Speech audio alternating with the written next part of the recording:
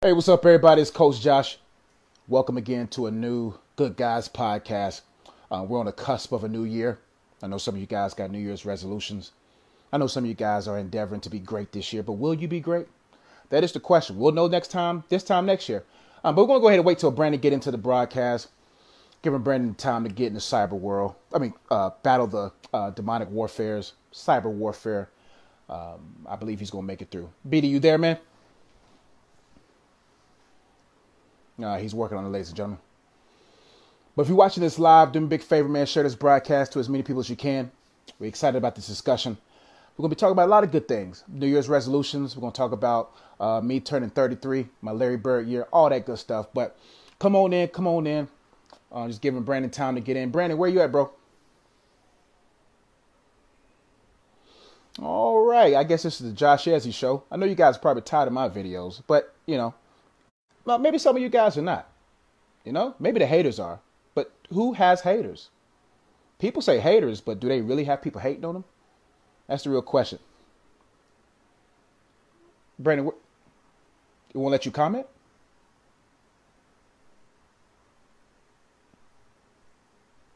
Are the comments disabled? Let me see if I can find you, bro. Oh, there you go. Invite. I found you, bro. I invited you. Make sure your screen is sideways, man.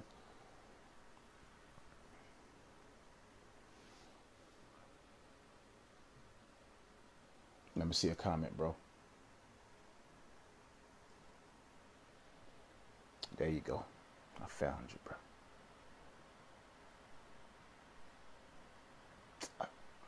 Why isn't it letting me invite you? There we go.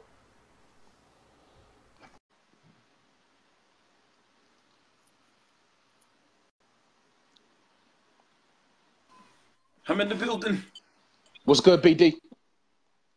What's good with it, man? Bro, why you got your chest exposed, bro? Duh. Yeah, let me turn you down too, bro. My chest is fully covered, bro. There we go. Now I can hear you. All right. What's good with you, bro? Man, another day. Bro, why you looking like Ryan Leslie, bro? Ryan Leslie? That's where you got? He posted a video recently about him playing the piano or something like that I saw. You got a Ryan Leslie look there, man. I don't know if that's a compliment or... I don't know either. I was just letting you know what I thought. That's all. All right. Thank you. I see you with the new background. Ooh, and that's real brick, son. That ain't no green screen. That's real brick, boy. Where I met, boy, we stepped up. I ain't gonna tell you where we at, though. All right. That's real brick. All right, you ready to... Let me make sure I turn on the audio this time. Yeah, please do, sir. All right. You ready? Let's get to it, man. All right, let's do this thing. Welcome to another episode of the Good Guys Podcast. A New Year's episode. Of the Good Guys Podcast. My name is Brandon Dixon. As usual, I am a happily married man and a humble father of 4. And as always, I am here with none other than the Honorable, the Reverend Joshua, the now married Joshua Ezzy. What's up, guys? How y'all doing? How you doing, good, BD? man. How you feeling, man? Lineup still fresh, I see you. You got to keep the lineup fresh. You drinking alkaline water? I see the skin fresh, bro. I see you clear.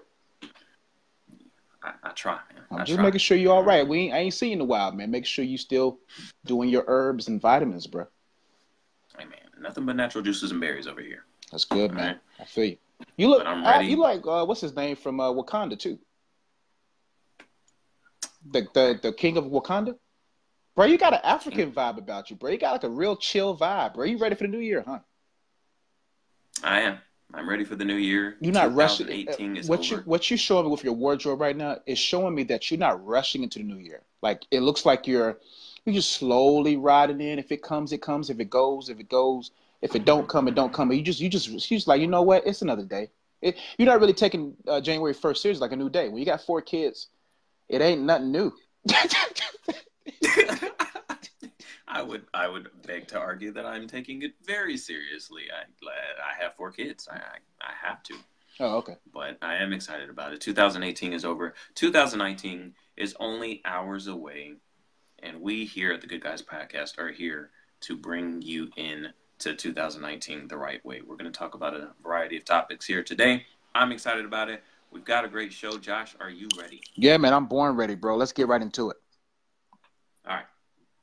So we're going to start the podcast, as we always do, with the airing of grievances. And Josh, I've been told that you, my friend, have an airing of grievances. It's not every day that Josh complains. No, I don't. No, I complain on a regular basis. You do. I have no problem. You sure do. But Joshua Ezzy tries to stay on the optimistic side of things. But today, Joshua Ezzy has an airing of grievance. I give you the floor, my friend. Well, for those who don't know, today is my birthday, December 31st. And for those who are God-fearing and God-following, you know how that could be one of the worst birthdays to have. You know, being born on December 31st and never partied, never had dime pieces in the club, no popping bottles, no bringing in a new year. Since I was probably 6, every new year was brought in at the church. Now, don't get me wrong. I love the Lord like the next person that loves him. But, man, I don't love him like that all the time for New Year's Eve. I love the Lord. But when it comes to New Year's Eve, man, around 3,000 people, ain't nobody giving you no money. That ain't the fun way to bring in a new year. Now, if I could walk around with a little dollar pent up on my shirt saying it's my birthday and I could rack up a few dollars, then I would surely go to church every year. But I don't think that's right. So my airing of grievance, man, is very simple, man. I just don't want to go to church tonight, man. Like, I don't want to go to church. You know, I just want to. Huh? You want to switch it up on the watch night service? Yeah, man. What am I watching for? I've been watching the same thing year after year. New Year's Eve. What we watching? Jesus still ain't came back.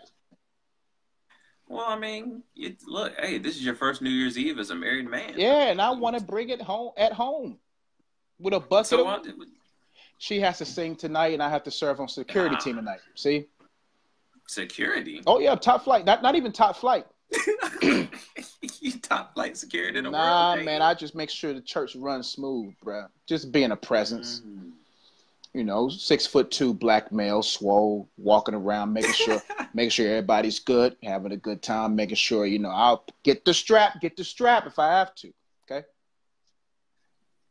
Well, you certainly have the appearance. I don't know about the substance behind the appearance, but bro, I got the substance with the appearance. Never see. Just hey, for those who's watching the Good Guys Podcast and is coming to church tonight, if you want to try, brother, you could try, and I'll let you know what I got for you. Okay. All right. J.E. got to smoke. Watch night service at Victory. I'm not asking for smoke. Just know I got smoke to offer. So if you want to have a smoke conversation, we can smoke if you want to smoke. Just know when this dust settles. Mm-hmm. Hopefully I'll be. Where you go. Hopefully I'm the last man standing. Nah, I like being security at church, man. But I was like, man, I really do not want to go to church, man. I'm 33, bro. If I ain't giving the word, if I ain't getting no money, bro, let me just stay at the house. I feel you, man. I feel you. That 33 that's a real number right there, man. You 33, you in there. Like, you in your 30s. Man, you can't, man. You get about 2 years max to reflect on you being 30. Once you're 33, you in there. Like I can't make no excuses now talking about, oh, woe is me, I'm 30, I'm getting old. Like, nah, you 33, bro. So what you gonna do? You're 33. You can't subtract years. You can't go back to 23. No, ain't no going back. At 33, you pretty much should have your life figured out. And that's the beauty about being in your 30s, man. I actually have a list of things that are benefits of being 30. Okay. But I think you have an airing of grievance first. Go ahead and do your airing of grievances, bro. I think I'm pretty much aired out of how I feel about being born on December 31st. You know, it's cool, but man, when 10 o'clock hits, man, at 33 years old, 10 o'clock means now it's time to go to bed, man. I don't want to get up. Like, the worst thing about being born on December 31st and have to go to church, you just can't relax because you know you got to get right back up. Like if That's you eat true. a meal at 5:30, if you take a nap, usually when you wake up, you're like, oh, I can finish writing on this book. Oh, I can finish doing this. No, no. You have to go and get dressed, drive out there to the house of God, and be Mm. amongst 3,000 people that's going to be praising God. I'm like, man, can I bring in the new year peacefully? Do I always got to be around 10 worship songs? And then 12 o'clock, everybody counting down, hugging people and crying? Like, bruh, honestly, maybe I'm a Grinch, but sometimes holidays could be overrated. Not the holiday in of itself. I just think the whole Mm. hype behind the holidays could be overrated sometimes. I'm like, man, y'all hype for nothing. What we hype about? Yeah, I understand. I personally will be right here at the crib Oh, where you gonna just rub it with in? a. Well, I'm just saying. I'll be. I've cooked up. I've got some steaks marinating right now. Oh, So I'm gonna have some carne asada steaks. Got it marinating right now, and some cilantro lime marinade. So that's why you it's got your gonna be pretty shirt. good. That's why you got your shirt buttoned like that, looking like I'm you, feeling bro. Are you doing a feeling kind of bro? fancy Are right you now. doing a pilot? Are you doing a pilot for the Food Network or something today? I don't even know what C word you use for what kind of steaks. I'm like, bro, what steaks are steaks. It's, A steak is bro, your steak. kids can't even eat that, bro. Is this date night for you and your wife? Your kids can't eat steaks. Absolutely. Hey, you got young kids. You don't get to go out for date nights like Oh, that unless you hire a y'all babysitter. going out or you cooking? No, I'm cooking. Dang, BD, I see you, bro. Oh yeah, Doc. Oh yeah, I do it. But yeah, man. December the 31st is a horrible time for a birthday. I'm Horrible not gonna time. lie. Horrible time. No turn. Not only do you have to go to watch night service, which nothing's wrong with, I love the Lord, but you have to go to watch night service for your birthday. But you also get the the Christmas gifts. That people try to bundle that in with your birthday, like a package Bro, deal. this ain't no package deal, bro. That same Amazon gift you got for Christmas should be a different Amazon gift for my birthday. There's no let's do a trade package deal. Two birds, one stone. No, two birds, two stones. I need to see Amazon Prime come through my door twice. Twice. Twice, not one time. Bro, do you know how psychologically that affects a kid growing up? When you only celebrate it on the Lord's Day, but what about you? What about your day? Yes, Jesus died, not Jesus died, but Jesus was born. It's Christmas, cool. But man, just because my birthday is 6 days away doesn't mean we neglect my birth. I was born too. I was born in somewhere like a manger. I was poor too. You know what I'm saying? I, I didn't have a Joseph there. You see what I'm saying? I ain't getting no Wow. frankincense, myrrh, and gold. My man Jesus got all that for his birthday. Why can't I get some of that? Can I get frankincense, myrrh, and gold? Can I get some racks?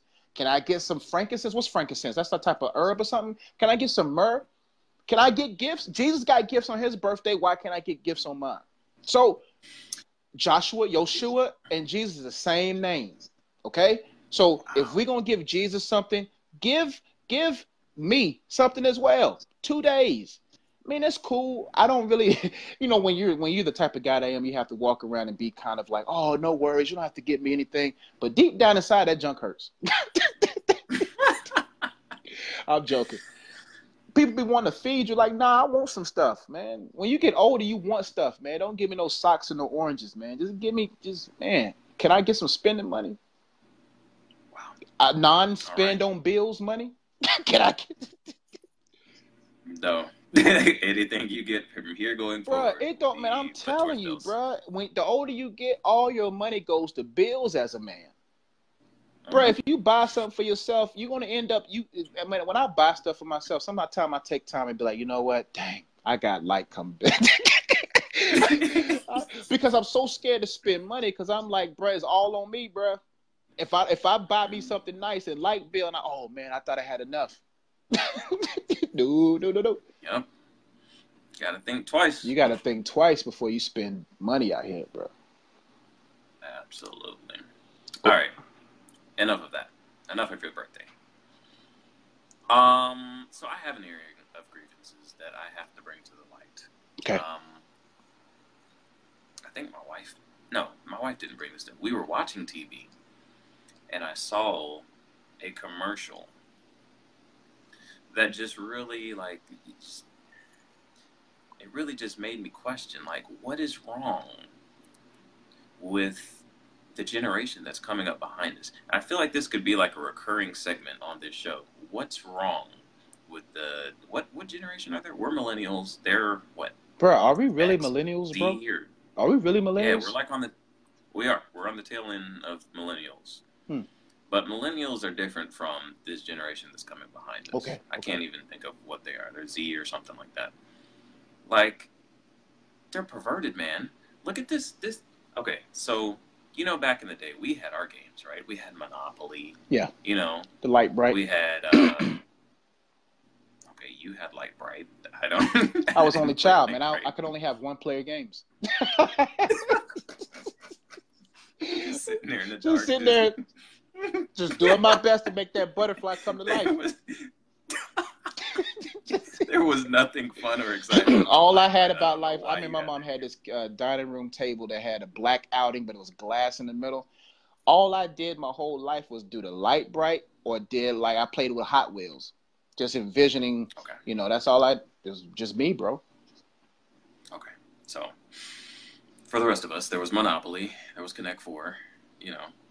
Normal games, right? So I'm watching TV, and I see an advertisement for a board game called Flushin' Frenzy. Okay. Flushin' Frenzy. This is a real game on a real regular TV network. The object of the game, like the game, it's a toilet, okay? And you've got like a plunger, and like, I don't even understand it. Like, okay, so you flush the toilet, poop like flies out of the back of the toilet. Like it's like a little plastic piece of like a turd, like a plastic turd shoots out of the toilet, and you have to grab it and stick it in the toilet and plunge it down or something like that. Like the turd has like a happy face on it. Like it's That's disgusting, bro. That's downright disgusting. Like how is this? Like I'm looking at the advertisement here. Grab the poop. Like that's the tagline. Grab the poop. This is a real game. This is not like this was on Adult Swim, you know, or something like that. Like this is a real game that they are advertising on Nickelodeon during prime time. They're advertising this game on. Yes, that's what I'm saying. Like this isn't like a joke. Like this is a real game. Grab the poop. Grab the poop. Flushin' Frenzy. Who thought about this? They're rich now, apparently. Maybe I'm going in the wrong direction with my child programming. Maybe I need to be I need to be risque with children programming. I'm really trying to understand like how that went across in the board meeting and how that got approved. Is there a fascination of poop in the generation behind us or something? It could be. Maybe there's something we don't know, because sometimes we're talking to some of these kids, man. I'm like, y'all like that kind of stuff? Like the shows they watch now, I'm like, man. Yeah, like that the shows that they watch, they're talking about poop all the time and butts and stuff all the time. See, bro, see, that's why, you know what? That's why I'm moving to Wyoming with Ye. Once I make a lot of money, I'm going to wherever the Kanye is in Wyoming. All that, it looked so peaceful when I was watching the interview with him and Charlemagne. I was like, man, it's so peaceful out there. I guess it does look peaceful out there. Mm-hmm. But yeah, it's disturbing. There's other games like there's one where you have to like pop the pimple on a guy and stuff, and it's oozing and stuff. And J.E., you good? My bad. Here, bro, you look like you just got run over by Marshawn Lynch or something. Oh, yeah, breaking stuff. Oh, there we go. Whew. Sorry, bro. I'm here, bro. Just making sure. Well, y'all thought something happened to the coach, bro. I don't want you to knock over your, you know what I'm saying, your pretty little LED light, you know what I'm saying? Hey, bro, listen. Look, listen, bro. Let me get some of that light. Bro, listen, I got to let my light so shine, bro. Let me turn my light down because I think it's offending your light. You know what? It's all good. Bro, you look dark over there, bro. J.E. glowing. Bro, hey, one day, dog, I'm going to shell out the bread for a nice LED light, dog. But man, get your LED light, man. In. Diapers. Oh, yeah, man. You got to get diapers and formula. You got to take care of yours, bro. Yeah, man, that's my area of grievance. The generation coming up behind us, I'm legitimately worried about, like, are these the people that are going to run the country after us, that are playing with poop as children? It's disturbing. It is disturbing, bro. Really disturbing. I just know, as far as me, when I start realizing I'm getting old and I start seeing the times changing, I'm going to find some land somewhere where they can't come get me, bro. It's that simple. But I don't know about this generation, man. I mean, listen, you know, it's coming a time, man, where the Bible talks about, man, the last days, bro. There'll be selfish. There'll be lovers of themselves, lovers of money. And that's how you condition a group of kids, a group of people to be that kind of people. Look at the social media era. People's a lover of themselves like never before. Everybody taking selfies. Everybody cares about the filters, how they look, man. They become a lover of themselves. That's how you condition people not to be human, not to be connected.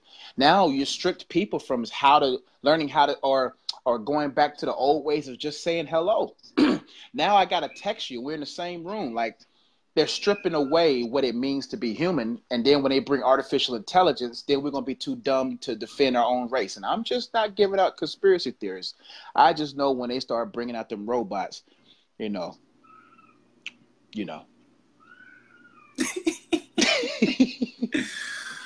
A new year, a new conspiracy. A new year, new conspiracy. Listen, bro, y'all better stay woke. All right. You see my carrot juice, bro? Is that really just carrot juice? I got carrots, apples, and ginger in this mug, bro.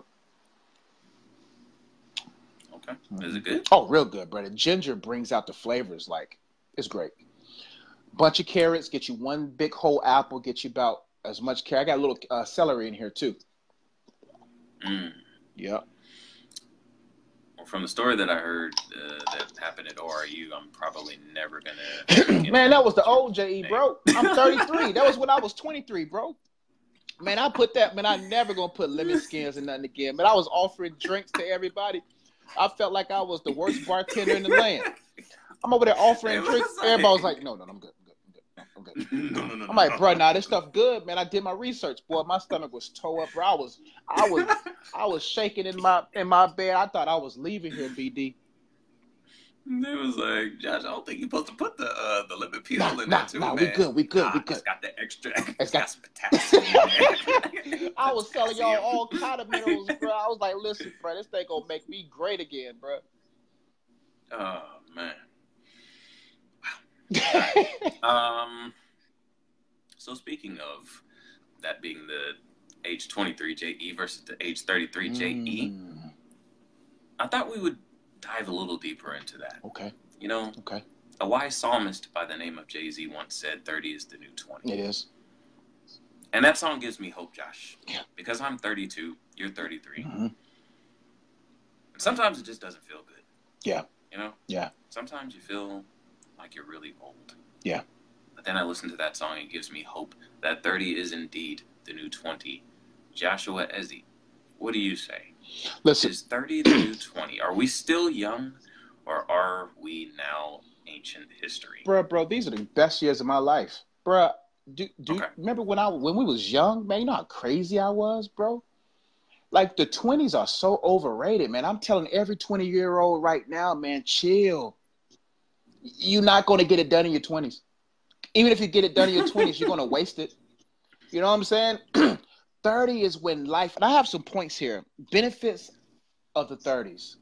And everybody who's 30 watching me right now, you're going to feel me on this. Number one, no reason to stay up or to go out. That's one of the top reasons of why it's a benefit to be 30, man. There's no reason to stay up late, bro.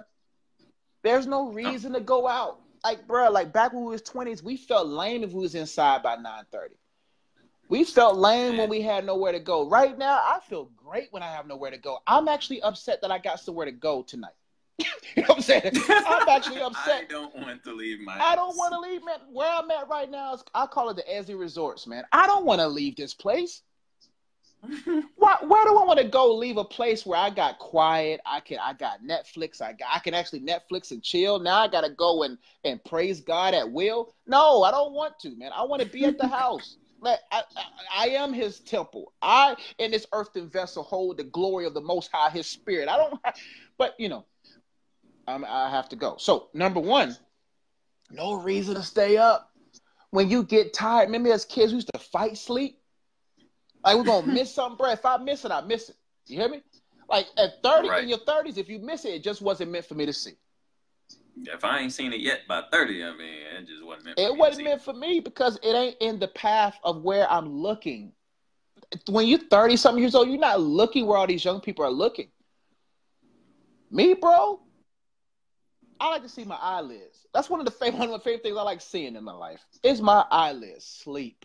Number two, real reasons to live. When you're in your 30s, you have real reasons to live. 20s, you live reckless. Hey, man, we just going to go hoop for 8 hours. No, we just going to eat. We're going to eat 2 things. Bruh, we used to go to, what's that Chinese restaurant? Bruh, we didn't even look at the sanitation grade. That thing at least had to be like 87, bro. We was eating probably for real cat and dogs, bruh. We was living reckless, bruh. Now we have real reasons to live. Like, bruh, the older you get, the more you really got to come to grips with death. When you're 20, bro, you don't think about death. Now you think about, listen, as a black male, I don't want to be 53 talking about, dang, I didn't take care of my heart for the last 20 years. At any given moment, bro, it's too late. So right now, I got the carrot juice. I got the liquid chlorophyll downstairs. I got the turmeric downstairs. I got the apple cider vinegar. I don't want to be like, oh, snap. Is this my day to leave? No. There's real reasons to live. When you're 33, you know yourself a little bit better. So the 20s, man, that's what I'm trying to tell you guys. Man, if you're 20, if 30's the real 20, the 20's the real 10. So that's why people be acting like they're 10 years old. That's true. Very true. Real reasons to live, BD, man. I don't got time. I gotta get my sleep. Listen, if you got negative energy, man, I don't got time, man, to be around negative energy, bro. I need peace. One thing about what a man needs at this age is peace. Anyway. Speak on it. Benefits of 30. You can be hidden and no one's seeking for you. People know you 30. They're gonna be like, oh, so you really hiding from people, but they're not really gonna seek for you. Because they know, oh, he probably gonna want to hang out with us. You like, yes, I don't gotta tell him I don't want to hang out with them. You know what I'm saying? They're gonna be like, I would text Josh, see if he wants to come, but he's 33. He's not gonna come. But go ahead.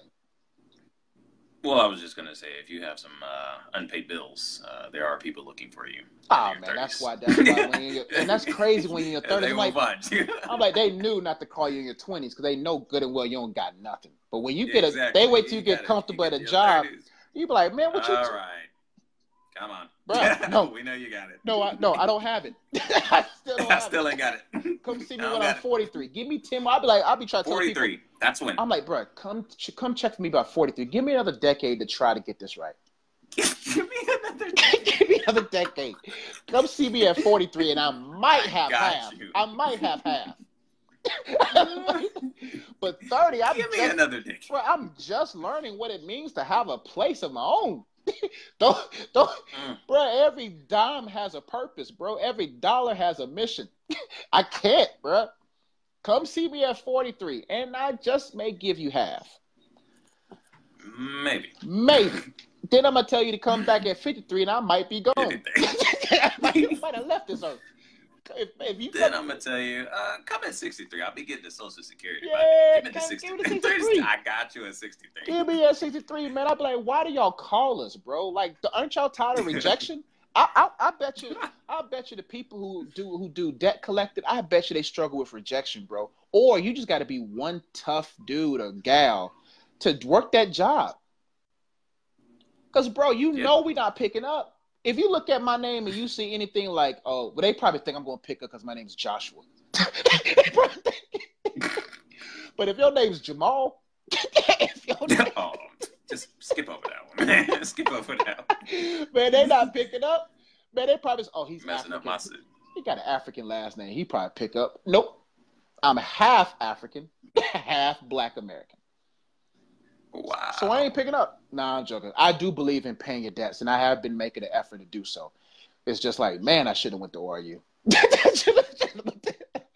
I should have went. I should have got. Listen, I'm gonna put y'all on game. Listen, this generation is blessed, bruh. All we had back when we was growing up was libraries.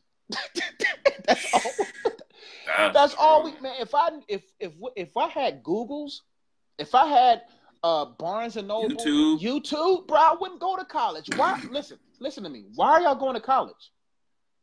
If you're not trying to be a doctor or a lawyer, if you're trying to be a business person, an entrepreneur, don't go to school. Don't go to college. What you going to college for? Use that money and invest in you. Listen, I'd rather for you to spend you spend $350 in books and just take 2 years off and just study and then go practice what you study. But bruh, if you don't know what you want to do, don't go to school. If you don't know what you want to do in life, find out what you're supposed to do in life first, then go to school. Don't drink the Kool-Aid. Exactly. Think you got to go straight out of high school because everybody else doing it, and you go up there and major in Midwestern communications or something that nobody cares about. Nobody cares about. And then you're going to have $60,000, $70,000 in student loan debt, and you got to get a job. Man, there's so many resources out there now. You can learn just about anything for free. For free. On YouTube. That's why I envy this generation. That's one thing about this generation, whether they want to grab poop and flush it and plunge it, whatever they want to do. One thing I do envy about them, they have resources. I remember going to the library, and what's the little drawer you had to pull out, the reference thing, and had to find stuff? Bruh, bruh, kids these days, is our library still in existence?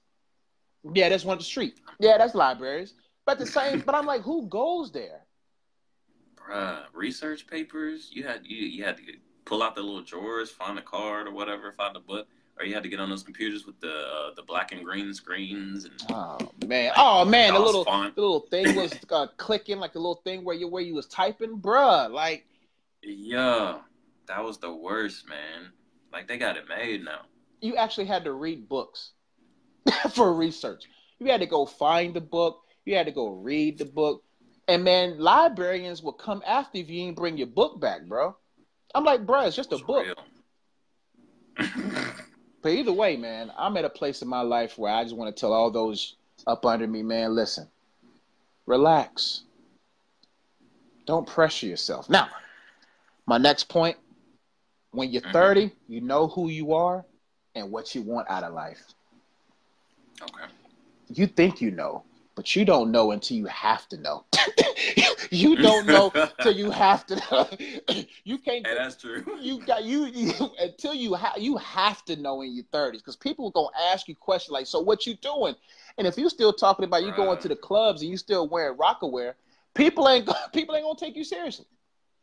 I ain't never had no feeling in life other than the feeling that I had the morning that I woke up and was 30.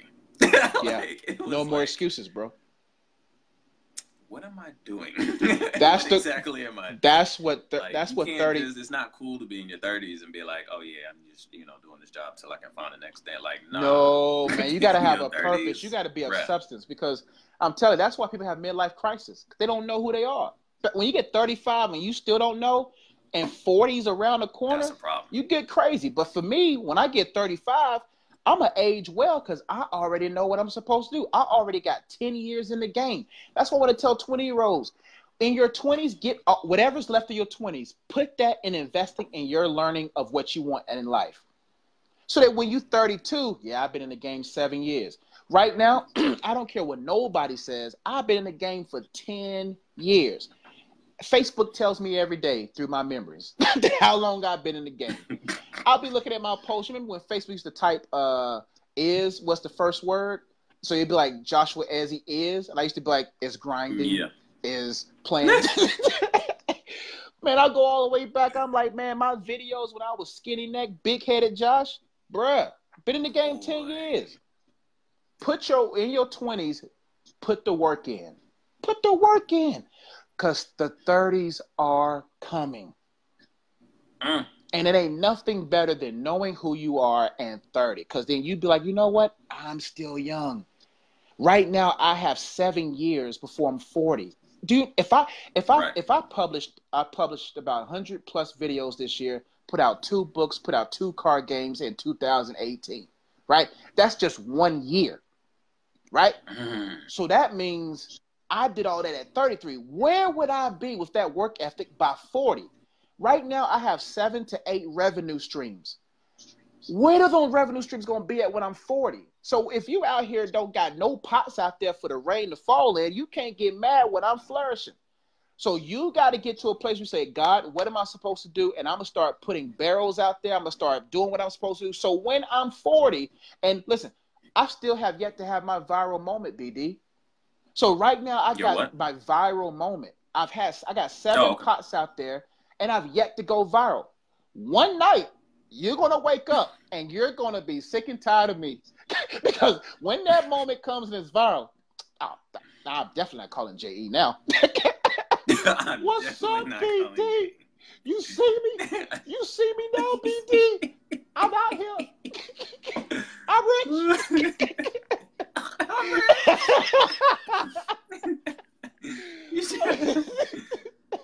Hey. Why are you calling me with this? Bro, you know you're the first person. After I thank the Lord and kiss my wife, I'm calling you. Right.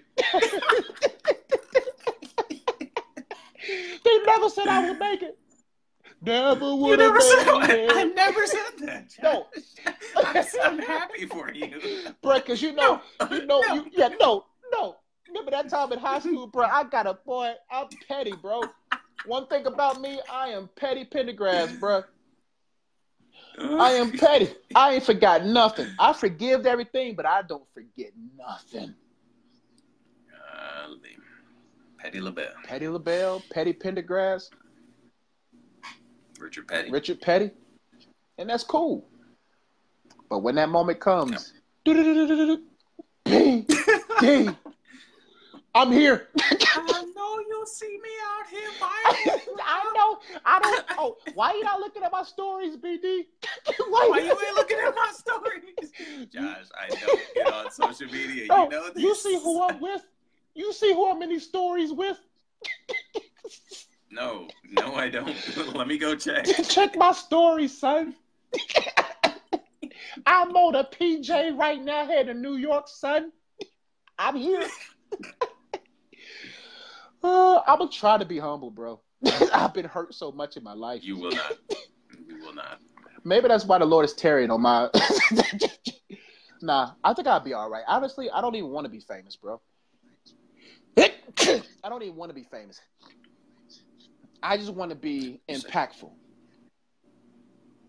I want to be that guy that creates something like the people who put the wax on apples, the people who makes the screwdrivers, the people who do the little things that everybody needs, who are stupid rich, right? Like the little things you take for granted, right? The person who created whatever, whoever created the whatever, the little thing that you need. I want to be that guy that creates something that's like, oh, I got a big bag off of that. And then I can invest in everything else. That's why I'm always in a creative mode, bro. Anyway,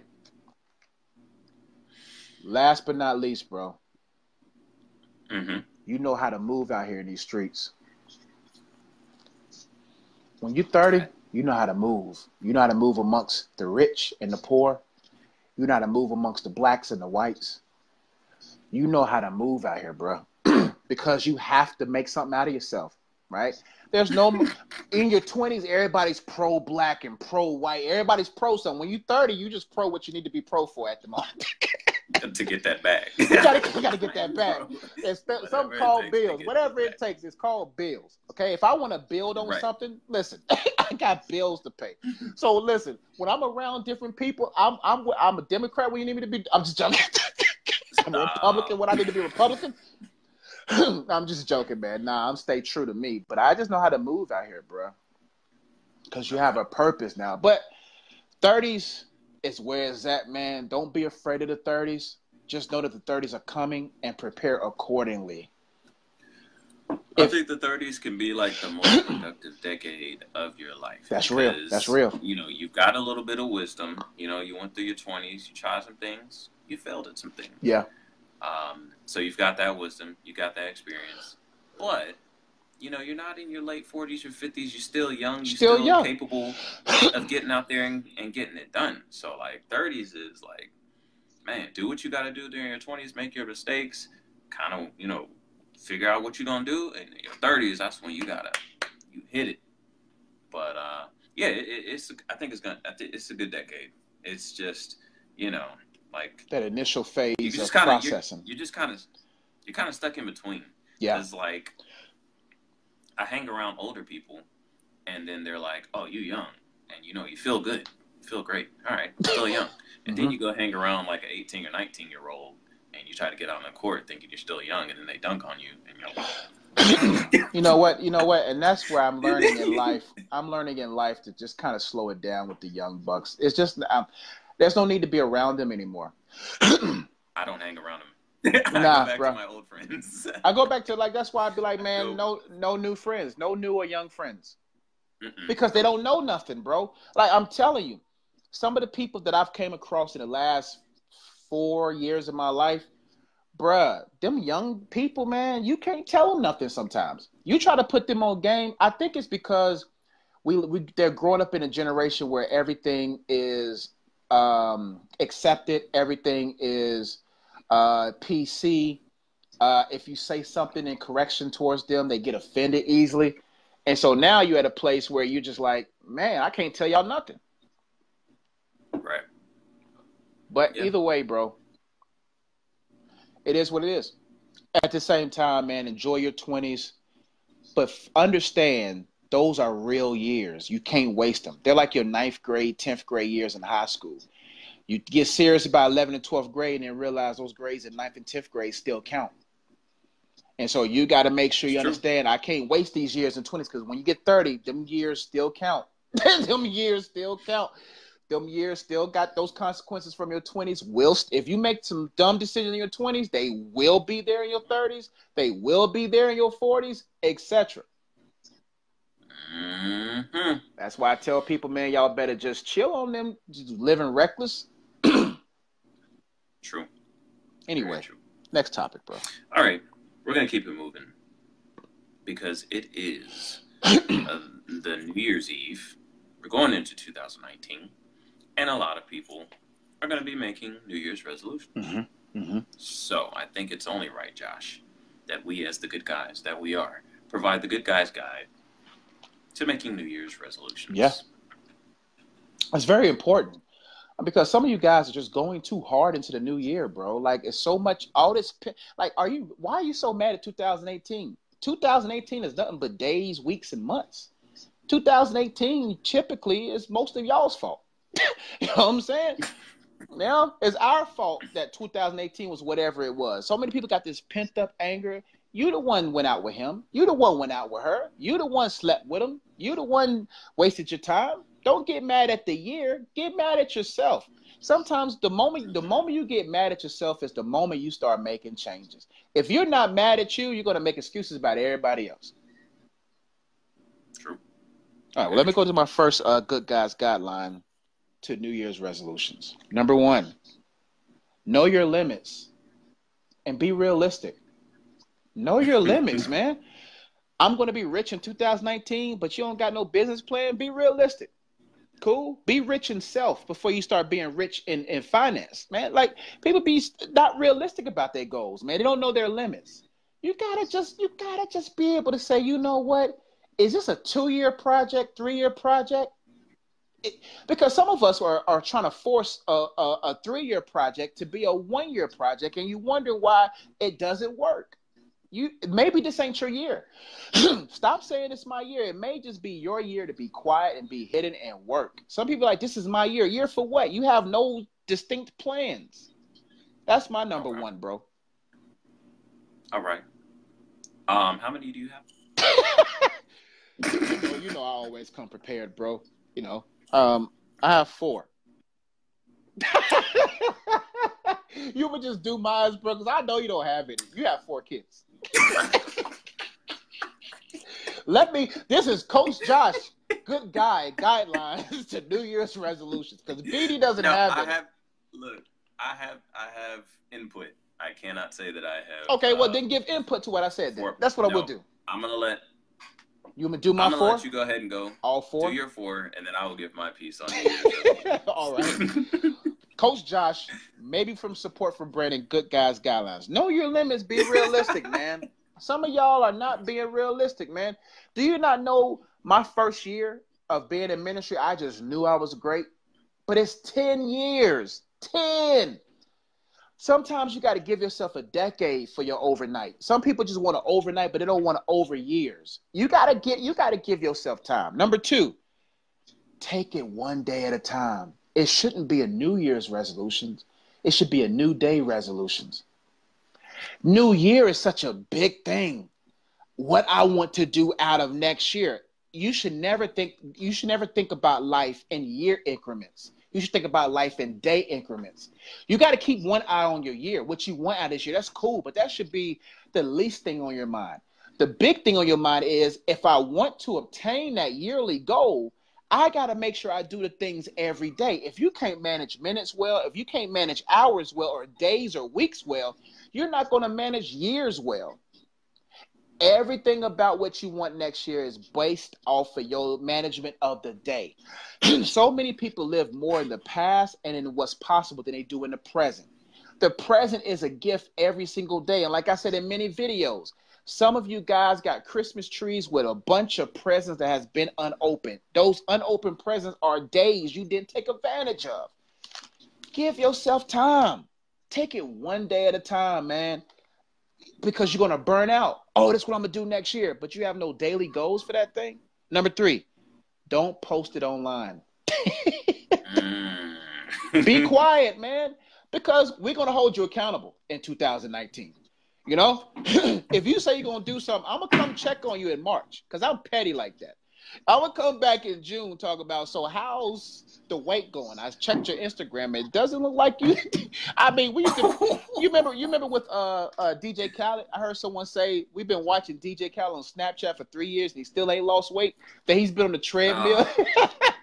like results don't lie. Right. Back in the day, we could hide and be like, yeah, that's what I'm doing. We don't got no social media. You see me in the streets, you see if I really been about mine. But some of you guys posting neck up pictures. Y'all posting neck up pictures talking about this your year to lose 20 pounds. Let's see the body. Stop. Let's see the body. You know what I'm saying? Tilt the camera down. Put the camera down. XXX is the only time you shoot below the neck. Let's see below the neck. Okay?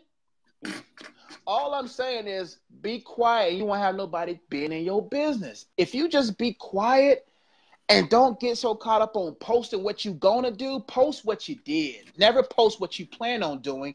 Post what you did. Because when you start talking big, you giving your haters something to hate on and your celebrators to puff you up in a place. That's why these LeBron James... I'll get to LeBron James a little bit later. To caveat off that, though, real quick, I do want to say it's probably a good idea, I think, to have, like, an accountability partner, whether that be your spouse or your best friend or whoever it is, to be like, hey, this is what I'm doing. I'm going to lose this 15. Hold me accountable.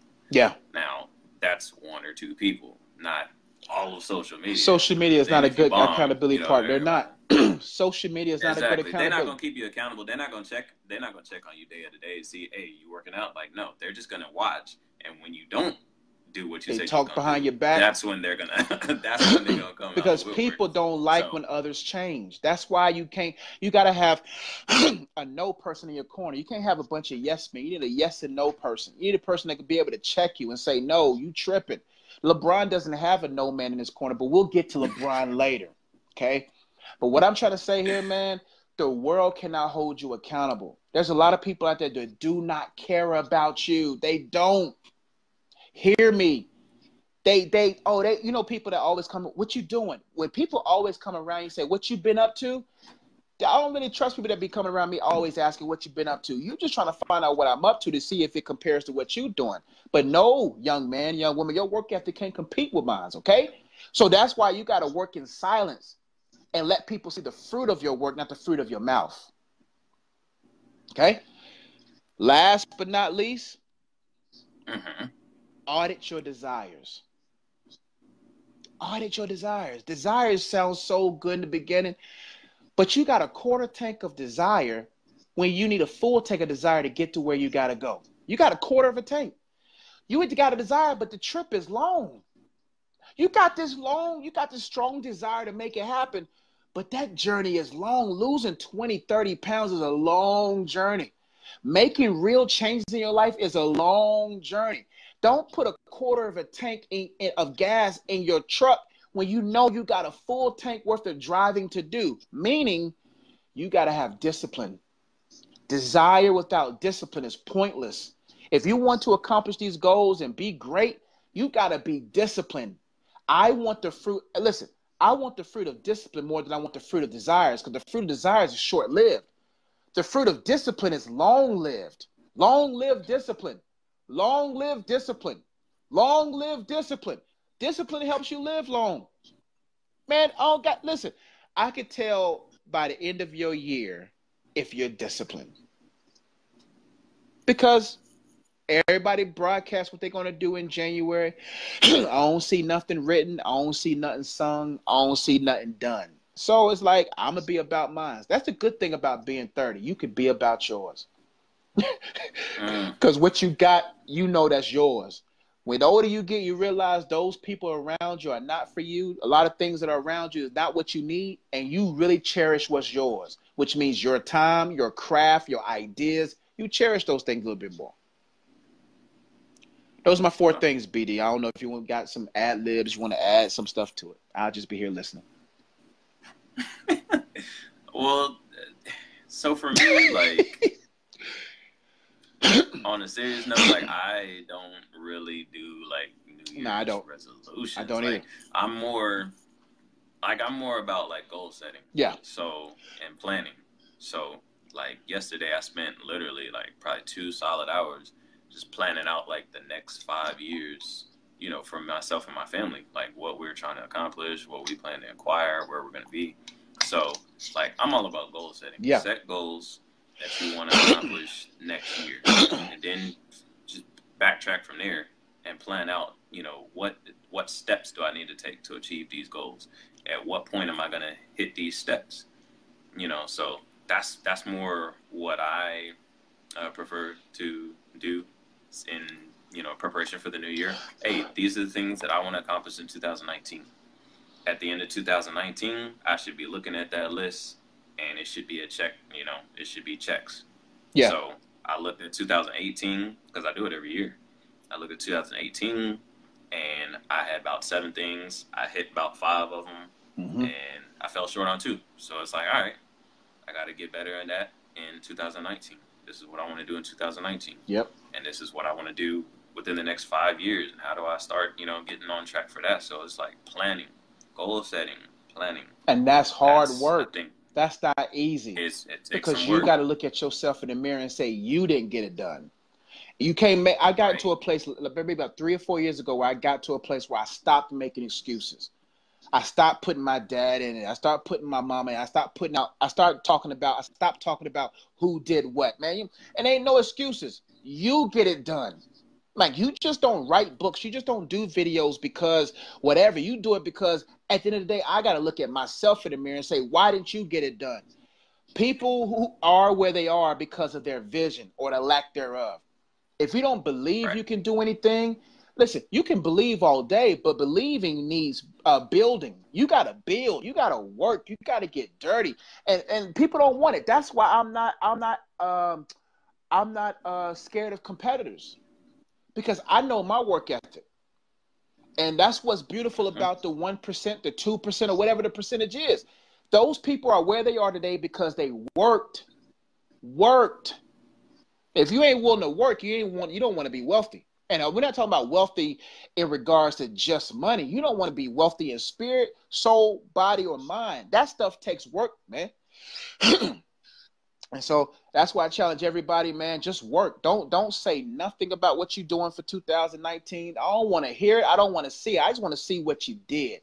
If you don't got nothing done by April or June, I don't want to hear it, because I worked at the YMCA for 5 years. Okay? The gym is full. The first 20-something days, then people don't show up again. Every year. That's why I'm telling people, man, don't tell me what you're going to do. Show me what you're going to do. Show, then tell. You know about show and tell? You know why show comes before tell? Not just because S becomes before T. Hold on. A, B, C, D, F, G, H, I, J, K, L. S comes before T, right? Yeah. R, T, Q, R, S, T. There we go. Show comes before T. Notice I said nothing. I don't know. I don't know. That's one thing about getting older. That's one thing about getting older. I'll be in my school sometime, BD, and when they be throwing out, they be wanting me to get into their math games. I'll be like, multiplication? I'll be like, man, I'm good. But, bro, when they start doing like 9 times stuff, I'll be like, bro, I got to go. What you say? Y'all need me in second grade? Okay, I'll be there. Improper fractions and integers and stuff. Bro, I don't got time for that. None of that. I don't know that stuff. I know how to count this money, though. That's why I be like, man, kids be thinking I'm smarter than you, Mr. Ezzy. Yeah, you are, but you ain't getting no money. You ain't getting no money. Talking about, math equations, bro. You're not going to need that in 30. You are not going to listen. You're not going to need to know that at 30. Not at all. Anyway, it's ridiculous. That's a whole nother tangent for another day. Talking about the mess that they teach us in school versus what they could be teaching us. Man. But anyway, I ain't gonna go down that path because I got so much to say because I work in the school system, right? Bro. Right. Anyway, what's the next topic, bro? That's all my things for the 30s, bro. Okay, gotcha. So the next thing we're gonna talk about is a topic that must be discussed, and I'm preparing myself mentally because I know that you're going to be extremely disrespectful. I'm here. I'm gonna get mad, but it's all good. We got to talk about it. So yesterday or the day before, I don't know when it was, but LeBron James came out with an interview. It was him and some of his. It wasn't an interview. It wasn't an interview. It was an interview with some of his closest acquaintances, and it's called a in setup. Said interview, LeBron James talked about the 2016 finals versus the Warriors. And, the Cavs came down from a 3-1 deficit, won the first championship in Cleveland professional sports since 1950s or 60s, something like that. And LeBron proceeded to say that that particular championship made him the greatest player of all time. It's led to a lot of media controversy. A lot of people feel, text message. A lot of people felt one way or the other about the situation. But Joshua Ezzy, what say you? Is LeBron James the greatest player of all time? He's not. LeBron James just solidified everything that I believed. LeBron James is not the GOAT. Goats don't say they're goats. Now, you can say you're a goat on the way to GOAT status, but when you're in the conversation, you let the people talk. LeBron being interviewed, those not his real friends, man. Listen, real friends will tell you, bro, don't say anything on the cameras about, but this generation loves that, bro. I'm like, bro, LeBron, the GOAT of what, 3-6 in the finals? Have you watched Jordan highlights? Have you seen what Jordan was able to do? Now, I understand there's 2 types of people in the world. There's 2 types of people in the world. Those who kill and those who get killed. There's 2 types of people in the world. Jordan, myself, and Kobe, we're killing. I don't think I've killed Well, killer's mindsets, man. Killer mindset is I will myself to it. I just dominate. I just get it done. I just kill. Those who get killed are people that's like, well, we'll see. I'll make this pass when I should shoot. Oh, I'll do this. And they'll just say it's the right play. A killer says it's do or die on me. And LeBron, is that always the best answer, though? Is that always the best answer? Yes. What if you do that and you take a shot, a turnaround jumper, fading away with 3 people on you, versus zipping a quick pass to the corner and somebody knocked down a game-winning 3? What's the best outcome? The best outcome is do or die on you. On you. Bruh, it's one thing to pass the ball to Paxton. It's one thing to pass the ball, but Jordan called it. Thing about Jordan, bro, man, I was watching what's that thing called? I was watching the preview for the 2020 ESPN special with the Last Dance with Michael Jordan and the '96 Bulls, and he says he suffers from competitiveness. Bro, I understand where he's coming from. It's something about knowing that. Let me tell you the difference about LeBron and Jordan. Jordan came through adversity. LeBron didn't. There's different types of adversity, though. LeBron, oh, cool, he didn't have his father. I wouldn't need my dad either if I'm on the Sports Illustrated at 16, 15. How do you get to Sports Illustrated at 16 and 15, though, if you don't have a father? What? It's a little bit more difficult. It's not a little bit more difficult? Yes, it is. Okay? It is difficult.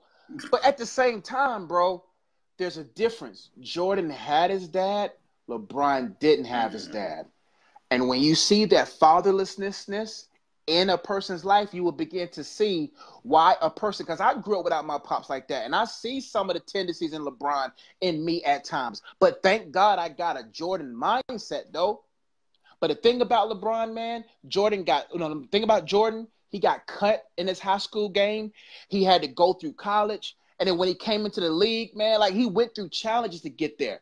LeBron was he was the chosen one before he was the frozen one. He was the chosen one before he was even in the league. He had praise and hype. The league was given to him.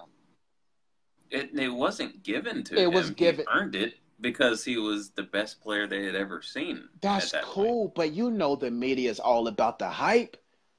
You know They're not just going to hype anybody. They didn't hype me coming out of high school. Meek Mills? I said they didn't hype me up when I was coming out of high school. There was no hype to hype. There was no hype. You talking about for you when you came out of high school? There was no hype. I remember That's what I'm saying. I remember, but this incident probably haunts you every day of your life. When you shot that shot and Pastor Gould said, "Why is Dixon in the game?" No, he said, "Why is Dixon shooting?" Coach, man, at that moment, Coach promptly pulled me out the game. Man, that's the worst feeling, bro. Now you got to trot back to the bench and clap for the rest of us. I was like, man, PG, that was kind of loud, man. The gym was quiet at the time. Hey, you know he got a very distinct voice, man. He got a very distinct voice. Sound like the voice of God. Yeah, man, like Dixon. There was no dub descending on you or nothing. This was not. I started thinking to him, man, why did I take that? I probably shouldn't shoot no ball. You know what a killer mindset person would have been? Coach, leave me in the game. And I'm going to shoot the next shot. I ain't coming out. Okay. Hey, man. The principal's office the next day. That's cool. Getting some swats. Hey, listen, bro. Did they still paddle at Victory? I think so. I'm not sure, though. Okay. I'm not sure. But man, honestly, man, at that moment, after the school debacle, when I found out it was just a public school and now this incident, bro, I'm just like, man, is LeBron a fraud? A fraud? He is one of the top players of all time. Let me tell you, he's not a fraud. I'm talking about. Let me take that back because LeBron is a great basketball player. But don't be disrespectful. I'm not going to be disrespectful. I'm not going to be disrespectful. But can I make this clear? Who would be more successful in different eras? If LeBron played in Jordan's era and Jordan played in this era, who would be more successful? With the different rules, everything different. I think LeBron. LeBron would be better in Jordan's era than Jordan in this era? I don't think the competition was as good in Jordan's era. I don't. The competition ain't good now. There's no competition. Yes, it is. Who's the competition? What do you mean there's no competition? Bruh, have you seen? You have international players. You have international players coming in hooping. Luka Doncic. You have players from all over the world. Players are faster, bigger, stronger. Technological advances have allowed kids to be better, younger than they were back in the day. But let me tell you something. What about the adversities the older players had to go through as far as travel versus as far as everything else they had to go through? Back-to-backs. Just when times they have back-to-backs now. No. When times advance and technology advance, it makes an easier league. It makes an easier situation. It doesn't, listen, James Harden would not be getting away with what he's getting away with right now in the 90s. So you can't tell me this league is better when James Harden is doing a double-double step-back burger move, bro. I was like, bro, that's 6 patties on that move, bro. Ain't nobody got time to watch. Man, bro, my basketball Pete Maravich core was so shaken when I saw he got away with that. LeBron takes 7 steps every time he goes to dunk. No, he doesn't. 4. He's done it a couple of times. 4. But no, not every time. Man, come on, man. LeBron, man, listen, man. Them Pistons would have beat him down. Man, New York would have beat him down with Oakley. I'm telling you, man, he wouldn't. Now, he'll still get buckets, but he wouldn't be the guy like he is now. Imagine him facing Jordan in 96. Jordan would have took his soul. You say that, but LeBron's 6'8", 260. Jordan was what, 6'6"? Being 6'8", 260 is great when the league's rules benefits you, that you could just go through and do what you want. Now, listen, back in the 90s, you know they was clotheslining, fighting. Do you think LeBron was fighting it? LeBron not a fighter now. Bruh, I don't trust you when you flop. Now, he don't flop as much as he used to. But every time he gets hit, he whines. Bruh, I don't know, bro. Is that your king? Is that your king? It's not my king. He's the best player in the NBA. He's not the best player in the NBA now? Let me see. Yeah. But honestly, let's really be honest. Who's the best player in the NBA right now? LeBron. Who do you respect more in this league right now? LeBron. You respect LeBron's gameplay better than anybody else's? Who else? Steph Curry? No, not even close. Not even close. Klay Thompson? He's good, but no. You said what? Klay Thompson? That's just joking, man. No. The only person the closest that I would probably say is Antetokounmpo, but he's not there yet. He's not there yet, bro. But what are your thoughts, man? Come on, man. You cannot tell me you was supporting LeBron's. Like, bro, even when I watched the video, I was like, bro, he don't even believe what he's saying. This was so produced. This was so, like, alley-ooped. This was Dwayne Wade's alley-oop to LeBron, bro. This wasn't an interview. If he was in front of Rachel Nichols, if he was in front of, in front of Skip Bayless, if he was in front of these people and said that, then I'd be like, dang, LeBron, okay. But, man, he said this with his boys, bro. What are your thoughts? All right. So, I'm a huge LeBron fan, as is well documented. I used to be. All right. We've had this conversation, okay, about the greatest of all time. I don't think he is the greatest of all time. I think he is the best of all time, okay? I think if you had 2 NBA 2K19 players, LeBron and Jordan, side by side, statistically, analyze them statistically, I think LeBron's rating would be higher than a peak Lebron's rating would be higher than a peak Jordan's rating. So I think he is the best player of all time, but I do not think he is the greatest player of all time. Okay. Now, with that said, this move by LeBron was kind of whack. It was whack. It was the wackest thing. It was the wackest thing I've seen in my life from someone of that caliber. Like when you are the greatest of all time, or like you said, when you're in the conversation for the greatest of all time, you gotta let other people say that. You gotta let other people say. You can't say it yourself, because then it looks whack. Like Jordan, you've never heard Jordan say, "Oh yeah, I'm the greatest of all time." Like now, other people say it for him. And plus, I know Jordan has said it out of his mouth. We know that. Sure, but he's not probably going. said it to people like during a game as he's busting 55. That's when you like say he's telling you, "I'm the greatest of all time." That's when you say it outside. But don't say it to the media for media consumption. Don't do that. And that's what let me know that he doesn't have a good team around him. There's no, people are going to say it because people fear LeBron in the league. They may fear him like, oh, he can really mess my career up. Look what happened to the guy who supposedly slept with his mom. He's out of here on drugs, looking bad, right? But when you're a person, when you're outside of the league and you have no immediate threat, or consequences of LeBron and his camp, that's whack, bro. And everybody know it's whack. And everybody who says this was a great move grew up in this era. This era is all about just sensualizing things. It's like, bruh, he is not. Let's go to the facts. He is not the greatest. Even if you do the eye test, LeBron's not the greatest. LeBron, I don't think LeBron, the only part of LeBron's game that's art, listen to me, the only part of LeBron's game that's art is his passing ability. Everything else is not art, bro. Watching Jordan was like watching Michelangelo, Picasso, watching Joshua Ezzy, watching Michael Jordan was like watching the greats, bro. I'm telling you, man, watching Jordan with the footwork, man, just how he moved and how he did, how gracefully he was, man. And he was in a dunk contest. You could tell LeBron is weak because he didn't want to be in a dunk contest because he's scared about public opinion going negatively against him. That's why he wants to control the narrative. He doesn't feel comfortable when there's a negative narrative about him. So he has to do certain things like this, but it's going to backfire on him because he just lost a lot of respect of a lot of people because he's still 3-6 in the finals. And when people talk about, I heard Shannon Sharpe say this. Shannon Sharpe said something like, when Michael Jordan left, they won 57 games. When he wasn't, or when Michael Jordan played, they won 57. When he left, they won 55. Cool, great. But at the same time, that's still a system.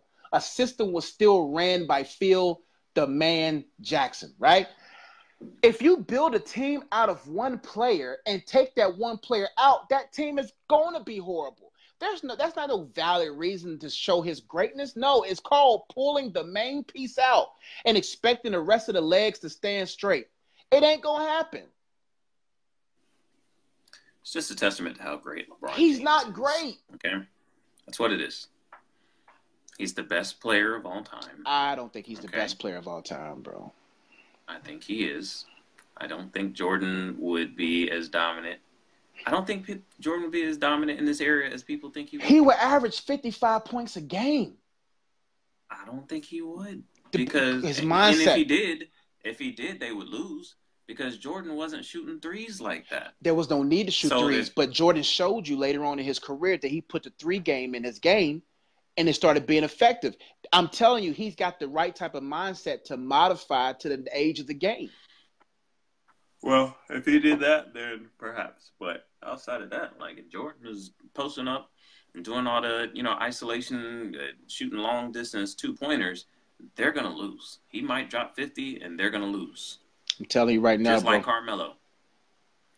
I think LeBron. No, I think Michael Jordan has a mindset that would allow him to modify to whatever era he wants to be in. I think that's just how great he is. That's why he's the greatest. Bruh, honestly, the eye test. Who's greater? Who's the greatest player of all time after the eye test? Just watching. The greatest, like I said, we've had this discussion. I say Jordan because, look, we'll say 6-0 in the finals. Now, that's not accounting for the butt whoopings that he took in the Eastern Conference before he got to the finals from Larry Bird. Yeah. And the Detroit Pistons. We just throw that under the rug because he didn't get to the finals. Fair enough. LeBron didn't either. His first few years, he didn't get to the finals. No, but I'm saying this first few years, he didn't make it to the finals. In his first 6 years in the NBA. Was it 6? Because I think it was after the first 2 years. He didn't go to the finals. Well, he didn't. Oh, okay. I see what you're saying. 4 years. Yeah. He drugged that raggedy team with Daniel Gibson and Anderson Varejao. Man, those were hoopers, bro. Hoopers. They helped him, bro. Gosh. Oh, my gosh. All right. Anyway, Jordan, he's got the legendary... the legendary performances, the shoulder shrug against the Blazers, the shot over Byron Russell, he's got the legend, he's got the mystique. He's the greatest player of all time. But I think LeBron is a better overall basketball player. Where's your respect level for LeBron after these comments? My respect level for LeBron has not wavered. Now, like I said, I think that was a whack move. And people have whack moves. It happens. Bruh. Jordan had some whack moves. Would you have made that move? I mean? Just if it was how you. was your respect level from Jordan when you saw him in the club with those size XXL jeans on, tucked in, with his polo shirt tucked in? I ain't lose no respect. That's greatness. You wear it. When you the GOAT, you do what you want. You do what you want. And he's 50-something years old. What was your respect level for Michael Jordan when he tried to slap Malik Monk in the back of the head and he missed? Bruh. Hey, bruh, that's what you do. That's what you do. You act like you're going to slap, but you don't slap. That's a GOAT move. Oh, okay. That's what it is. Wasn't that gangster, though? He tried to slap a man at 52 years old?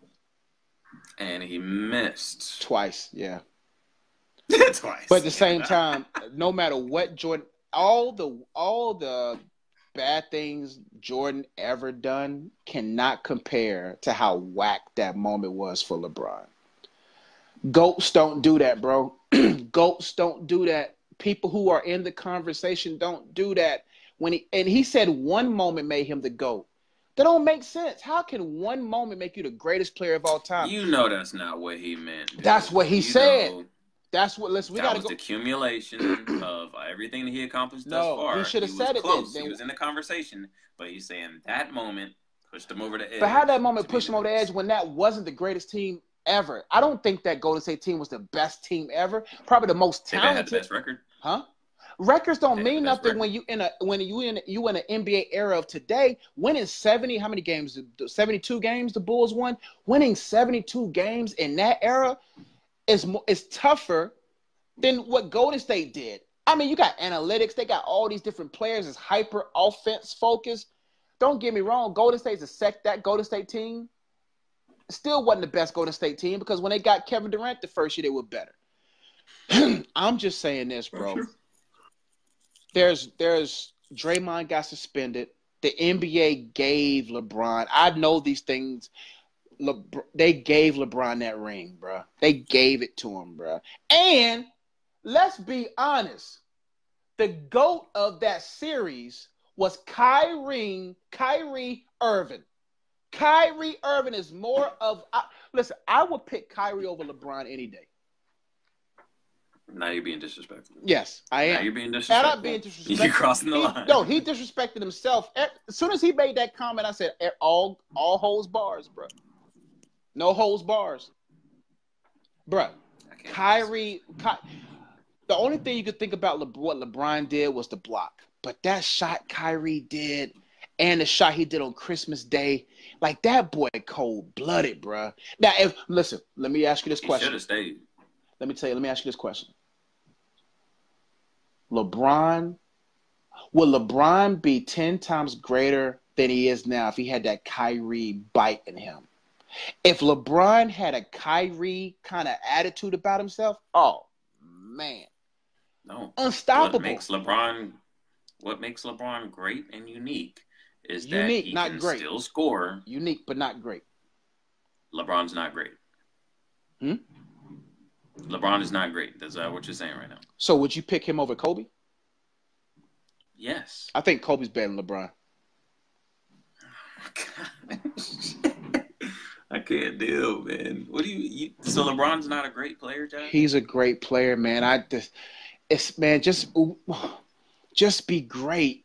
You just can't be great in deed. You got to be great in personality. Like you got to be great. Like you got to carry us. Like you, bro. I don't know what's going on, man. These optics are very confusing to me, man. I'm just like, man, huh?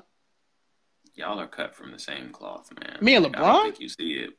Yes, I'm more, y'all really bro, are. You know me, bro. I'm more cut from Jordan, bro. You know me, bro. Nah, you LeBron. How am I LeBron, bro? In what ways am I LeBron? Just like LeBron said, he's greatest of all time. What have you done, like, on a regular basis? I'm not in the conversation, BD.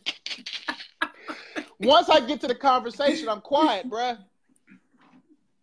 Yeah, okay, we'll see. Listen, bro, let me tell you this, bro.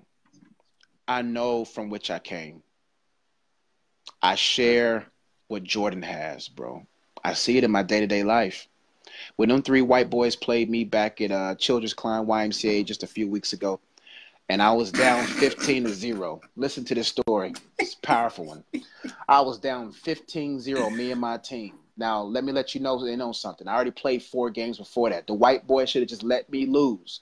But when that white boy called me boy and started calling out the score all loud, then that's when the Jordan came out of me. I said, you said what to me?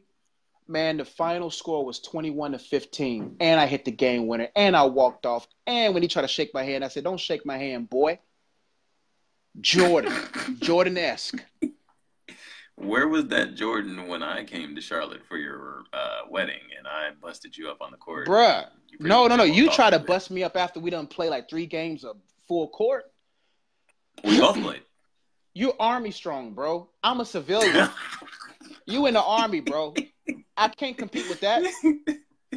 Bro, y'all be running 5 miles before y'all eat a biscuit for breakfast, bro. What am I supposed to compete with that, bro? I'm just saying, where's the Jordan? Jordan would have walked off. Okay. I got something for you. I heard a story from a coach that said this from Washington when he played for Washington. Jordan had a horrible game in one moment, and he went to his coach and said, do you believe I can still play? The next game that he played, he dropped the most points for the oldest player of all time. Listen, the next time you come down here, you ain't winning. And I will not rest until that day comes. Well, Josh, I want that to drive you. I hope you... Yes, it will. And I'm telling you, I'm going to watch this clip over and over and over and over until the glorious day approaches. And when you come... Watching the clip's not going to help you. No. On the treadmill. Listen, don't worry about me, bro. You not juicing, bro. I'm telling you right now, bro. When you come back down here, bro, I will be a 20-year-old in body. All you gotta do is just beat me, bro. Don't talk junk. Just beat me. That's it. The next time you come to Charlotte, we will do it live, ladies and gentlemen. Are you sure you want to do I that, am JD? positively sure. At this point in my juncture, I am unstoppable. Unless you get tired. That's what I'm saying. We're going to play one-on-one as soon as we get to the gym. We're not going to play this full court stuff. We're not going, because you know I got buckets, bro. When I play with you, remember that spin move in the lane floater I did, bro? You know that skip through the lane, step back, jump shot I did on them boys? Bro. And then you want to play me one-on-one. You know I'm a civilian. I was burnt out, bro. Once you do moves like that, man, you know when you're 30, when you 30, you give them young boys that ancient Hakeem Olajuwon. You give them that one move and go, Tim Hardaway cross, and you get to that lane. That's it. Mm-hmm. You might as well take me out, because once you bust a good 2 moves, you realize you don't got no energy for that defense down the road. That's the worst, man. When your mind can do things your body can't. That's why I'm going to juice. That's why I'm doing my best right now. So when you come back to my land, Charlotte, I want to see all that Jordan that you're talking about. Oh, you'll see it. You'll see it. I want to see it. You've seen it plenty of times. Okay. There was a time where I wasn't that good, but there was a time where, remember that time we was at the gym at Victory and I bust you up 21-0? How many years ago was this? It don't matter. You got busted up 21-0. And I shot threes from the same spot. I didn't move. I coined the phrase, who lined you up in the back? That's how good my J was. Every time I shot, you rushed to the back like it's going to be a rebound. Like, bro, who lined you up in the back? Barber's a good barber. There was a wise psalmist. A wise psalmist by the name of Drake once said, don't compare to how it was in the past tense. Ask yourself, how do we match up now? Because I'm only 27 and I'm only getting better. Now I'm 32, exactly. but I'm only getting better. Bro, why you quote Drake so passionately, bro? Don't read no poems to me like that, bro. That's not like a poem. Bro, turn the beat up first, bro. Cut the beat off, bro. Let me hear that thing in its truest form. Don't be, when I was 27, I would give you the same moves like I did once before. It's not about how we once was. It's about how you gotta put a beat behind Drake. Yeah. You gotta put a beat behind Drake lyrics, right, man. Drake, just read them on their man, own. because Drake is gonna be Drake is this generation's Maya Angelou, bro. Bruh, in 20 years, we're going to be seeing Drake quotes like Maya Angelou quotes, bruh. All right, these Instagram girls be acting like it's Maya Angelou using Drake quotes on their pictures. Listen, bro. Anyway, let's go to our one's got to go, bro. I know I got to go to church tonight. So. Okay. One's got to go. All right. Today's one's got to go is breakfast meats. We normally do 4 items on one's got to go, but I think we came to the executive decision that 4 things to come up with sometimes is really hard because that last 4th one always seems to be the one that's just easy to say it's got to go. Yeah. All right, so we narrowed it down to 3. 3 breakfast meats. One of them has got to go. This is one of the biggest dilemmas that I face whenever I go out for breakfast. Okay? What breakfast meat are you going to get with your pancakes? What breakfast meat are you going to get with your waffles? Bruh, man, like this is the toughest, bro. And it's like, man, like when I'm at the house, I try to keep it healthy. But when I go out, I must go the pork route, bro. There's honestly, despite the bad rap that pork gets, man, that thing is that thing is good, bro.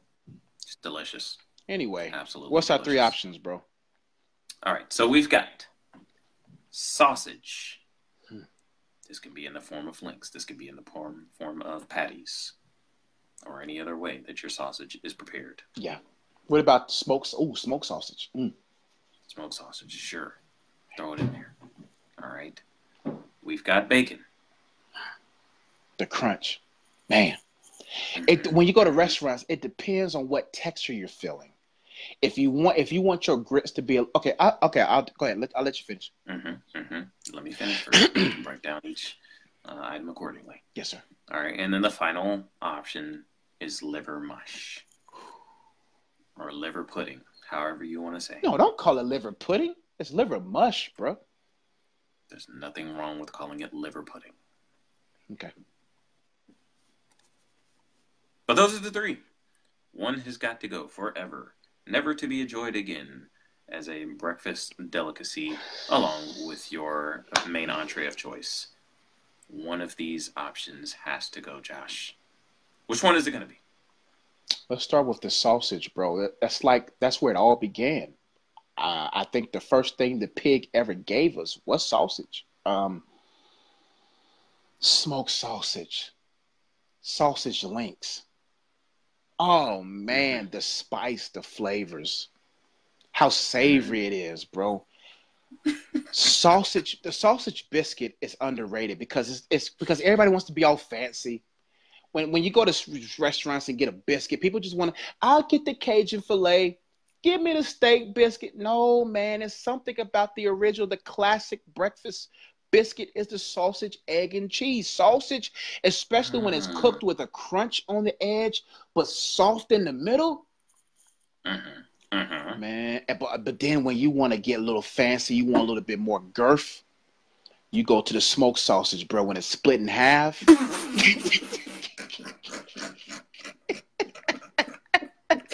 When you want that sausage split in half, bro, and you want that wrestle, because smoked sausage, you got to wrestle with that thing, bro. Because when you bite into it, it's soft at the bottom, but that shell doesn't want to let go, bro. And you got to just kind of wrestle with that thing. But when the juice is splattering your mouth, bro, man. Sorry. I'm trying to be mature. I'm trying to be 30 right now, but sorry, bruh, my bad. You talk about the girth of the sausage and the juice, bro. So let's go to bacon. Bacon. Let's go to bacon. Bacon is one of I want you to replay this podcast back. And I want you to listen to yourself. Bacon. For the past 3 minutes. My bad, bro. That's how good sausage is. Let's go to bacon. Bacon is what, bro, let me go. Bro, let me be great. Let me be the GOAT right now, bro. God, please. Bacon. Oh, man. We ain't talking turkey bacon, because turkey bacon is horrible. Turkey bacon is like eating a rubber band, bro. Turkey bacon is like eating, bro, like turkey bacon is like, first off, turkey makes me bloated. That's first thing. But turkey bacon, bro, It doesn't have a crunch to it. It's like when I eat bacon, I want my bacon to fall apart. No. I like my bacon when it's like half crusty, half crust, or half breakable, half non-breakable. The fat in the bacon. Oh man. So bacon, it's just great, man. Liver mush is so slept on. Liver mush is by far the best breakfast meat of all time. Really? Liver mush, bro? See, bro, the thing about you and I grew up poor. Here we go. Okay? Here we go. You know, we didn't want to get the bacon, bro. We didn't want to get the sausage. Liver mush, that one thin slice, that pack of liver mush can last you a while. The thing about liver mush packs the most flavor, bro. Liver mush has a distinct flavor that when it's with anything, with a biscuit, egg, and cheese, amazing. With grits, butter, and cheese, amazing. With pancakes, waffles, amazing. If one had to go, man, this is tough, BD. Come on. Give it to me. One's got to go. Country ham has to go. That's not an option. Not an option. This is tough, bro. That's what we were going to include as the fourth option, but we omitted it because it was just too easy. It was too easy. Bro. Bacon has to go. And I didn't want to do it. That's powerful. Sausage, I don't know. Let me think about this. It's a tie between sausage and bacon because we already established that liver mush is the greatest of all time. Okay. Bacon, sausage, and liver mush, you can cook good just about every time, pretty much. Bacon, some people just don't do bacon right. Okay. Bacon has, because when you go to restaurants, the bacon be too crunchy. You go to some restaurants, it's too oily, it's too greasy. Oh, no. If I take away the bacon, that means no bacon on my burgers? Bruh. And that's what I was going to bring up when I go through mine, because I'm like, if you take away bacon, bacon is used for a lot of stuff, man. Sausage got to go. I need my bacon on my burgers, bro. I'm sorry. There's no way I can go without having bacon on my burger, bro. Forever? Because I can always get chicken sausage. I can always get a substitute of sausage. I'll do liver mush and bacon. Sausage got to go, bro. I'm sorry, bro. There's too many great biscuit sandwiches for sausage. Yeah, sausage got to go. But smoked sausage, bro. Sausage got to go. You gave a pretty passionate case for smoked sausage.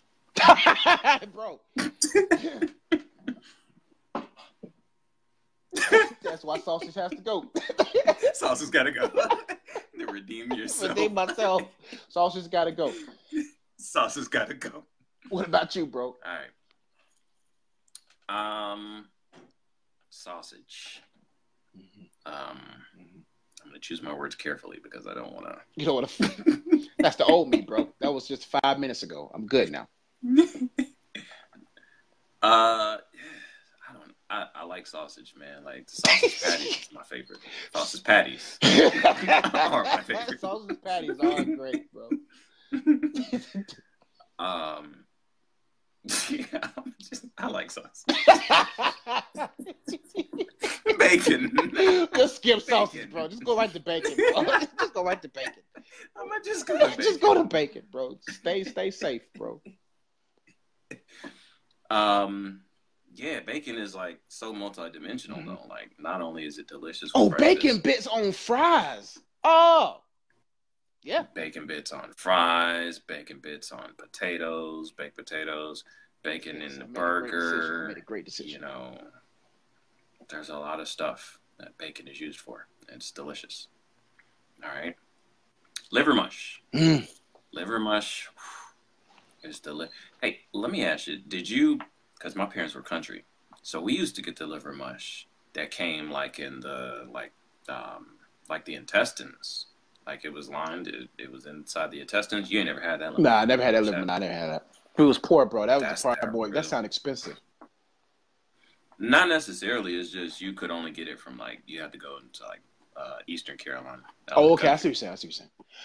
Yeah, and like the grocery stores, like in Charlotte, they just had like the Nieces, like the block of liver mush. So they gave you the intestines, and you took the intestines home. It's like toothpaste tube, squeeze the liver mush out. Yeah, so it's like it's kind of like sausage, but I think it's actually the intestine that they they make the liver mush and they stuff it in the intestine, and you just like you put it in the oven and it comes out, and it's kind of what's the word?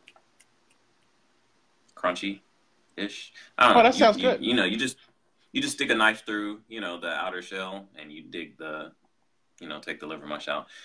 That's that real stuff. It's good. But the liver mush from, the Nieces is good too. Yeah. Liver mush is delicious. Extremely. Okay. Yeah. You mix it with the grits. Throw some scrambled eggs in there. Oh. That was my go-to. If you gave me some scrambled eggs, a bowl of butter grits, and some liver mush, and I mix them all together. Man, that's good eating. That's good eating. It's a wrap. It's a wrap. I could do that breakfast every Saturday morning, bro. Every Saturday morning. Ooh, with pancakes? Ooh. Yeah. That said, liver mush gotta go. Bro, we're not doing this again. Liver mush? So you want sausage in your mouth, but you don't want liver mush in your grits. See, don't try to flip it on me because you're the one. Liver mush got to go. Sausage. So sausage is better than liver mush. So here's the thing. Check it out. Out of the three, liver mush is the only one that cannot stand on its own. Yes, it can. As a delectable dish. You can't just eat. You don't want to just eat liver mush by itself. So you eat sausage by itself? You eat bacon by itself? So you never. So when you got liver mush on the plate, you don't pick up the liver mush, just eat it while you're walking around the house? I do not. Wow. So it came down to that? To what you could hold in your hand? It came down to that? Yes. So why can't you, like, bruh, liver mush is, that don't make sense. What do you mean? So liver mush cannot stand on its own. It is dependent upon a third party. Okay. So when you go to a restaurant, you just ask for sausage and you just ask for bacon. You can. You could do that for liver mush. They do the same thing by themselves. They just there. Every sausage and bacon. Now, bacon is the one thing that you can just pull out the pan and just enjoy. The sausage, bro, come on. Yeah, go back upstairs. Look at Father Dixon. Go back upstairs. I'll be up there. Oh, the feeling of rejection those kids just carried upstairs. The looks that they just gave me. The sadness and dejection in their eyes. My dad doesn't love me. For that brief moment, to them, they're going right to their breast of their mother, bro. I may or may not have seen a stray tear go down the cheek of my youngest just now. Anyway, man. But it's okay. I'm here for you guys. I can't believe you picked liver mush. I mean, sausage over liver mush. I guess I understand. Had to go. Yeah. I still say sausage is always there. That's true. Sausage biscuits, sausage egg and cheese biscuit, the sausage patties, the sausage. But wings. You always got the chicken Cajun filet. You always got all these other biscuits too. But I see where you're coming from. I think sausage and bacon are more readily accessible to me on a regular basis. So if liver mush is something that I don't have as often. as sausage and bacon. So if one of these has to go, if I have to live without one of those three, I would say liver mush because I don't get it that often. But let me tell you, but when you have it, but when you have liver mush, is it the greatest out of all of them? When you have it, when you actually got it in that grits and that eggs with that butter boiling in the middle, it's better than all of them. Yeah, I would say that. And it might be just because I don't have it as often that I feel that it's the greatest of all of them. But yes, if you give me a choice of having, hey, I got liver mush, grits and eggs, or I got sausage with something else, or I got bacon with something else, like I would probably take the liver mush because I don't get liver mush as often. Well, but it is for that same reason that I will probably let it go if something has to go. I don't have it that often, so my life doesn't really change that much. You take sausage out of my life, I'm going to feel it. I think I've had more liver mush this year than I've had sausage. It's like if you took, what's the best burger you've ever had? Bison. Okay. Water buffalo. So if you said, Water buffalo. This is a bad example because you're bougie. But for the typical person, if you said you can either have one's got to go, right? Like some rare place that makes the best burgers ever, or McDonald's. No, those are the best burgers ever, but you rarely ever have them. They're not in your everyday life. You know, you're not going to swing by there on a Tuesday night because, you know, you just got home and you don't want to cook dinner. You know, like it's going to be far more inconvenient for your life to not have McDonald's. Like I said, it's not a good example for you because you're bougie. Yeah. For the average person. You get what I'm trying to say. Yeah. Okay. I bet that's disgusting. No, it's actually pretty good. It's probably disgusting. Nope. Now, what is going to be good is my carne asada steak tortillas that I'm about to make. It's going to be delicious. So my gym for the month, they call me bougie, eating Greek steaks. I know that's Greek for something. Hey, man. At all. It's Mexican. Tomorrow is New Year's Day. But notice it is just a day. Every year begins with a day, and every year finishes with a day. Therefore, take your days seriously. If you want to be successful and be at a place at the end of your year where you feel that you have accomplished things, make sure that you manage every day. Every day should count towards your goals. So many people talk about, well, I don't have enough time. You have plenty of time. You sleep 8 hours, some people 6. You eat about good 2.5 hours a day. There's a lot of things that you do. Whatever time you have left, invest that time into something that will better you. So many people invest their time watching other people make money, investing their time being so consumed with the discussions on Twitter. They're so consumed with what the flow that the world sets for you versus setting the current for yourself. You determine your pace. You set the goals for your life because this is your life. Don't let other people interfere with it. Don't let other people's ideas cause you to just go with the flow. No, you set the flow. Don't go with the flow. And you do that by making sure that you invest in your days like they really count. That's all I got, BD. All right. That was your nugget of truth from Joshua Ezzy. And ladies and gentlemen, that is our show, the last show for the year 2018. I want all of you to enjoy your evening, whether you're in watch night like Josh, or if you're enjoying some carne asada steak tortillas like I will be doing. However you're bringing in the new year, I hope you guys enjoy yourself. Thank you for listening to the show. We will be back probably sometime in January with a new episode. If you enjoyed the episode, hit the like button, hit the subscribe button, tell somebody about the podcast. And binge watch the other ones. There's plenty of other episodes. We only do this once a month because we're 32 years old, and we have obligations. Yes. There's going to come a time when we have a lot of money and we'll be able to do this more often. But we have life. This is true. So if y'all want us to do this often, slide us some stacks. Hit that donate button. Hey, my cash app is Joshua Ezzy. Hit us up. It is my birthday, so let's make Ezzy rich again. Let's make Ezzy rich again. That would insinuate that you have ever been rich. However, rich is relative. Again, hope y'all have a great new year. Thank you for watching the podcast. We will see y'all next time. Cash App Joshua Ezzy. We'll see y'all next year. Peace. Peace.